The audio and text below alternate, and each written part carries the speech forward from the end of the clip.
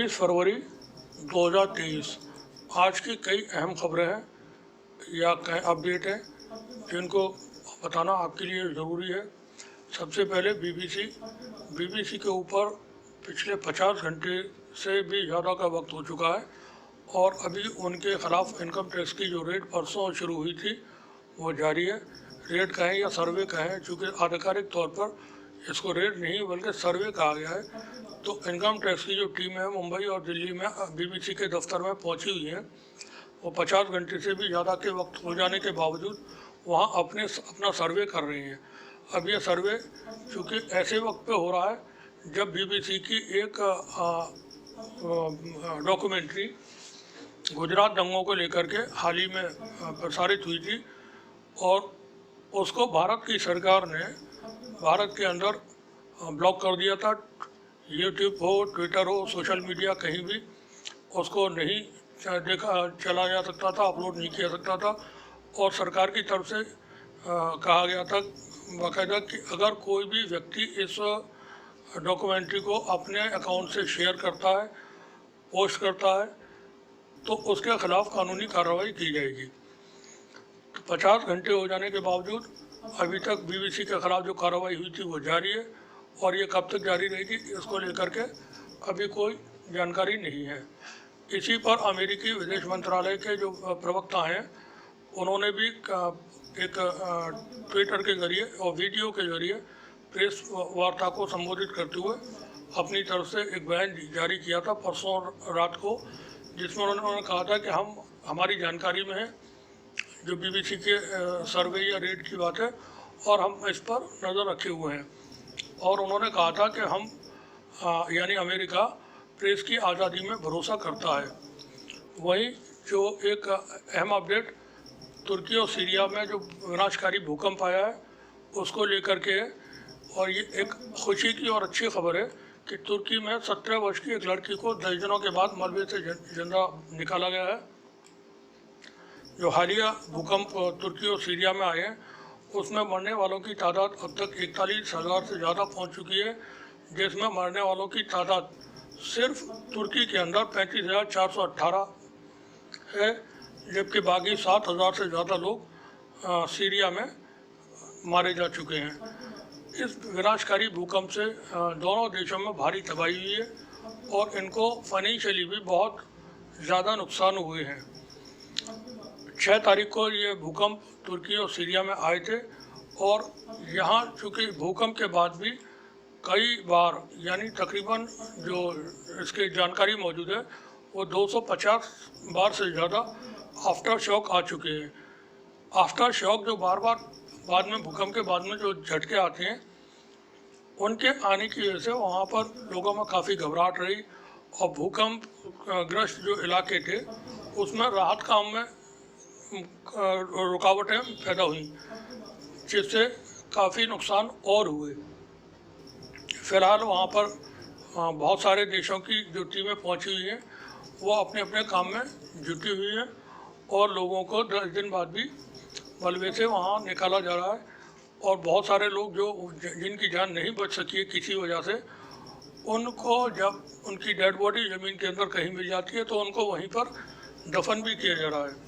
वहीं एक अपडेट है हिंदुस्तान से है कि बॉलीवुड एक्ट्रेस स्वरा भास्कर ने फहद अहमद नाम के एक मुस्लिम नौजवान से शादी कर ली है। स्वरा भास्कर ने इस बात की जानकारी अपने आधिकारिक ट्विटर हैंडल से एक वीडियो पोस्ट करके की। यह तकरीबन 2 मिनट का वीडियो है जो स्वरा भास्कर ने ट्विटर पे पोस्ट किया है। फहद अहमद के बारे में जानकारी ये है कि वो समाजवादी पार्टी के योजना सभा के लीडर हैं और सोशल एक्टिविस्ट हैं। दोनों की मुलाकात काफ़ी पहले हुई थी और अब जाकर के इन लोगों ने रजिस्टर्ड मैरिज कर ली है। वहीं अडानी जो भारत नहीं बल्कि दुनिया के तीसरे सबसे अमीर व्यक्ति थे 25 जनवरी तक, अब वो भारत के भी 40 सबसे अमीर व्यक्तियों में से बाहर हो चुके हैं, जैसा जानकारी मीडिया में उनके बारे में आ रही है। उसके मुताबिक अडानी के जो शेयर हैं वो लगातार अभी भी रिकवर नहीं कर पा रहे हैं और वो रेड क्रॉस के साथ में, रेड सर्किल के साथ में कई सारे उनके जो शेयर्स हैं, ये एक टेक्निकल वर्ड है रेड सर्किल, जो शेयर बाज़ार में इस्तेमाल होता है। इसको कभी वक्त मिलेगा तो आइंदा किसी वीडियो में हम आपको बताने की कोशिश करेंगे। अभी भी अडानी के शेयर्स को काफ़ी नुकसान हो रहा है और वो घाटे में जा रहे हैं।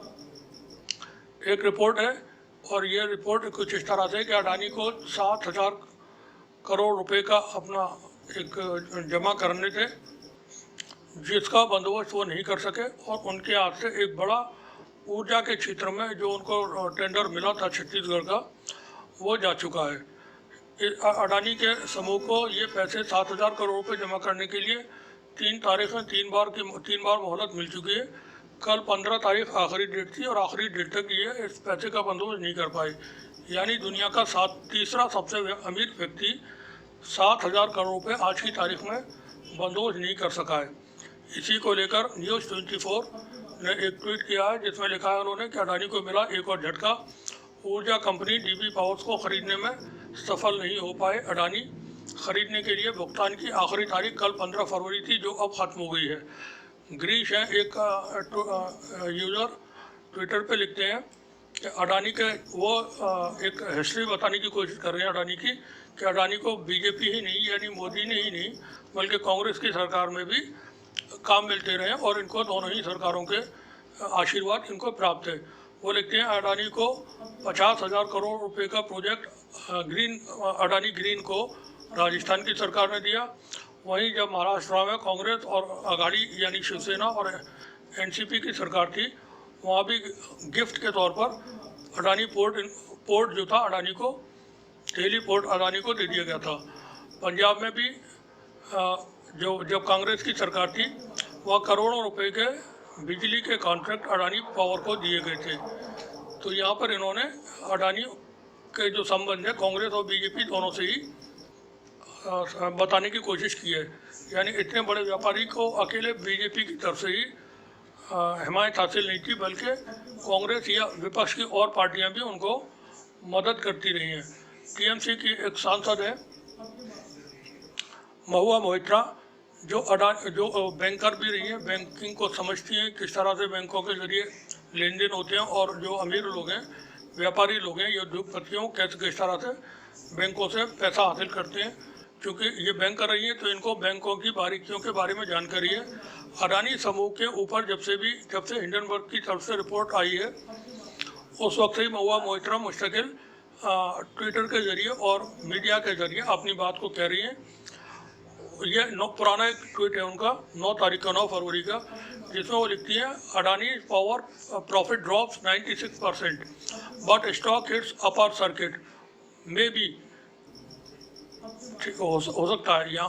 खैर, दूसरा उनका ट्वीट है जो आज ही का है, वो लिखती हैं Adani powers ₹700 crore deal to buy DV powers assets collapse.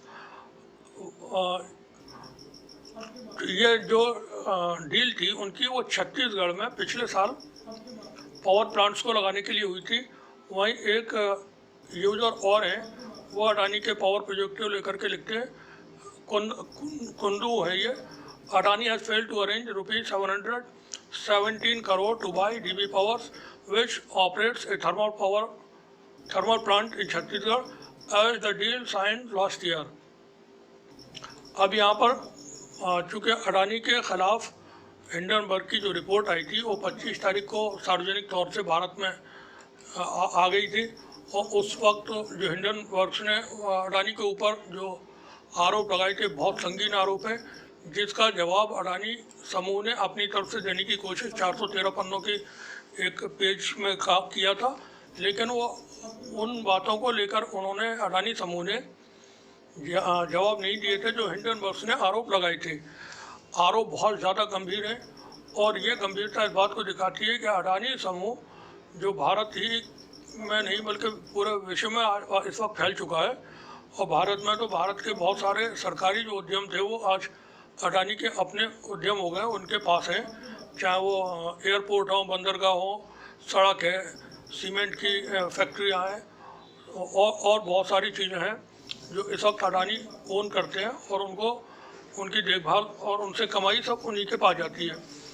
Hindenburg की रिपोर्ट में जो खुलासा किया गया था वो कुछ इस तरह से था कि अडानी समूह, भारत में जो अडानी समूह है वो विदेशों में शेल कंपनियाँ यानी फर्जी कंपनियाँ, बेनामी कंपनियाँ बना करके कारोबार करती है और इन कंपनियों को उनके भाई ओन करते हैं।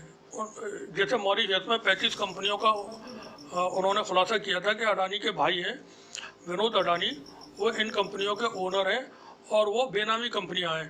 मॉरिशस में $1 में एक कंपनी आप खोल सकते हैं, कोई भी खोल सकता है जा करके, वहाँ हज़ारों सैकड़ों करोड़ रुपए का कारोबार फिर वो कर सकते हैं। उन्हें सरकार की तरफ से किसी तरह की पूछताछ नहीं की जाती है, ना ही कहीं उनको जवाब देना पड़ता है।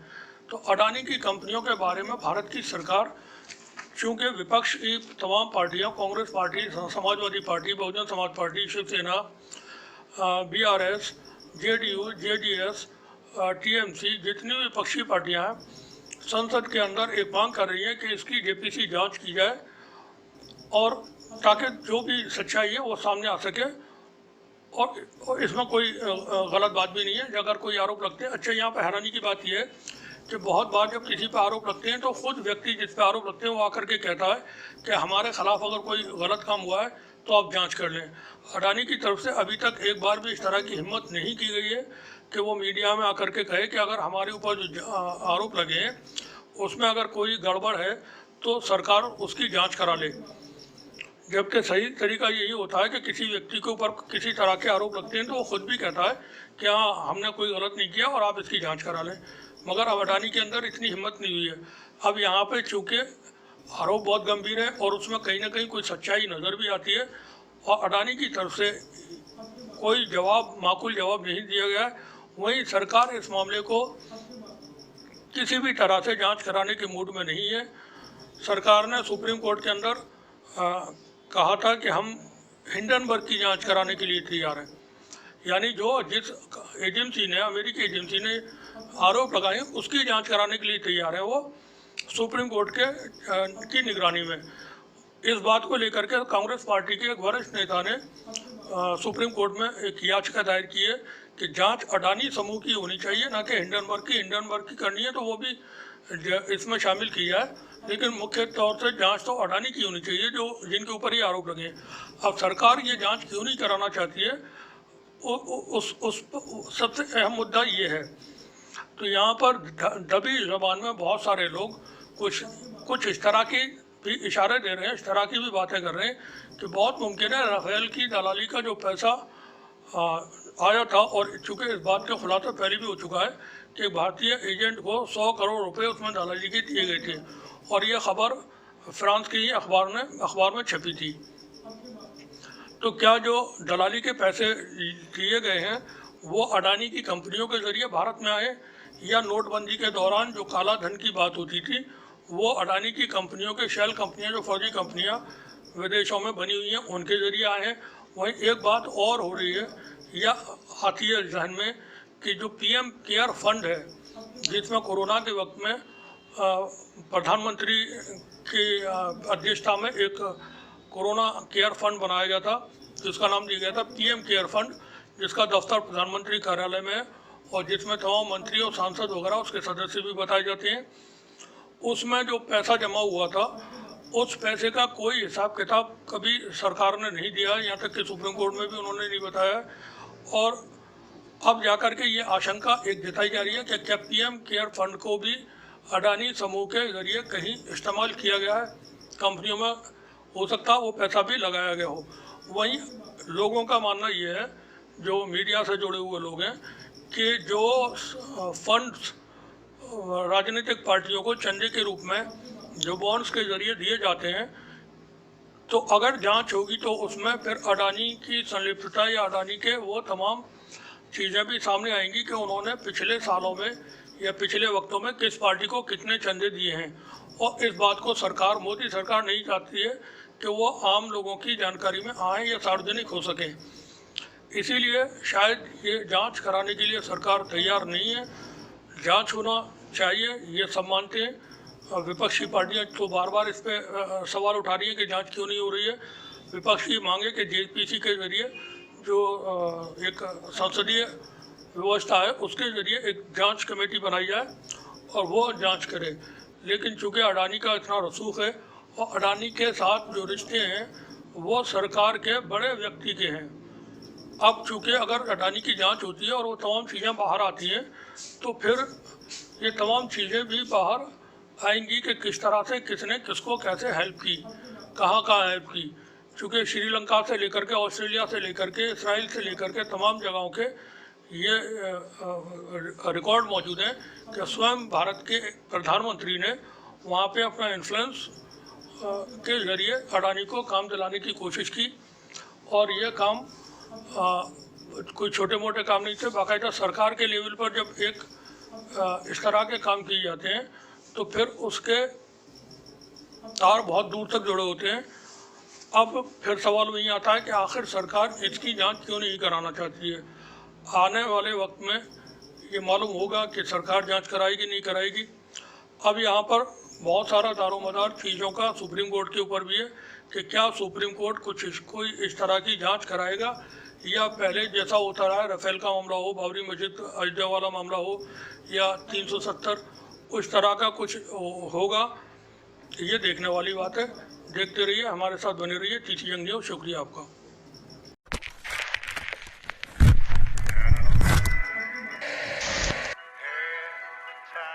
For me, asking questions to my government is the most patriotic act.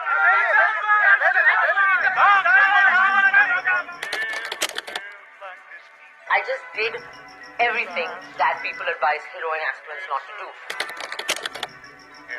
शांतिपूर्ण लोकतांत्रिक विरोध हमारा अधिकार है।